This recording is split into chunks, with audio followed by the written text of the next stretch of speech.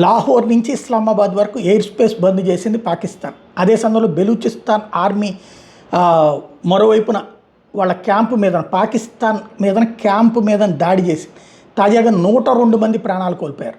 ఇది అతిపెద్దదైనటువంటి సమస్య. ఏంటంటే ఓ పక్కన పాకిస్తాన్ అన్నిటికీ ప్రిపేర్ అవుతుంటే మొన్న 10 మందిని చంపేశారు, నిన్న 41 మందిని చంపేశారు, 45 మందిని చంపేశారు, ఇప్పుడు 102 మందిని. పాకిస్తాన్ ఆర్మీ సరిహద్దుల నుంచి బెలూచ్ సరిహద్దుల నుంచి ఇటు పక్కకు వచ్చేస్తూ ఉండటం, ఆ వస్తున్న టైంలో వరుసపెట్టి అటాక్ చేస్తూ ఉంది. మిగిలి ఉన్నటువంటి వాళ్ళు అక్కడ ఉంటే వాళ్ళు తక్కువ ఉంటారు కాబట్టి బెలూచ్ రెబల్స్ ఎక్కువ ఉంటున్నారు, వీళ్ళు వెళ్ళి అటాకులు చేస్తున్నటువంటి పరిస్థితి. వరుసపెట్టి బెలూచ్ దెబ్బకి బెత్తరబోతోంది పాకిస్తాన్. ఇప్పటికే ఒక రకంగా చెప్పాలంటే ఆ ప్రాంతంలో బెలూచ్ రాజ్యమే నడుస్తోంది. పాకిస్తాన్ ప్రభుత్వాన్ని పక్కన పెట్టేశారు అక్కడ ఉన్నటువంటి వాళ్ళందరూ కూడా. అక్కడ అన్ని కార్యాలయాల మీద బెలూచ్ జెండా కూడా ఎగరేసేసింది. వాస్తవంగా చెప్పాలంటే బెలూచిస్తాన్ అనేటువంటి ఒకప్పుడు భారతదేశంలో భాగమే. వాస్తవంగా చెప్పాలంటే చరిత్రలో మనకి దాచివేయబడినటువంటి అంశాల్లో అత్యంత కీలకమైనటువంటిది అదే.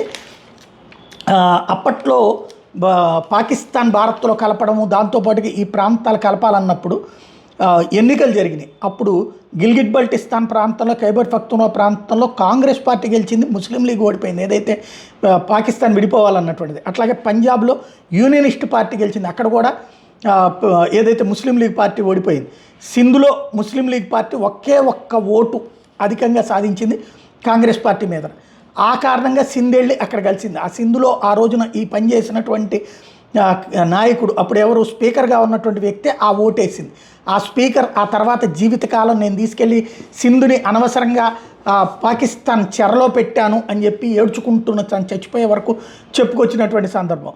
వాస్తవంగా ఆ రోజున బెలూచిస్తాన్ అనేటటువంటిది స్వతంత్రంగానే ఉంది. 1945-46 టైంలో ఈ పాకిస్తాన్ ఏర్పాటు కావాలన్నటువంటి ముస్లిం లీగ్ పోటీ చేసినటువంటి సందర్భంలో పాకిస్తాన్లో ఇప్పుడు ఉన్నటువంటి గిల్గిట్ బల్టిస్తాన్ కానీ బెలూచిస్తాన్ కానీ ఈ ప్రాంతాలు ఎవరు కూడా వాళ్ళకి ఓటే లేదు. కానీ బెలూచ్ని ఆక్రమించుకుంది పాకిస్తాన్.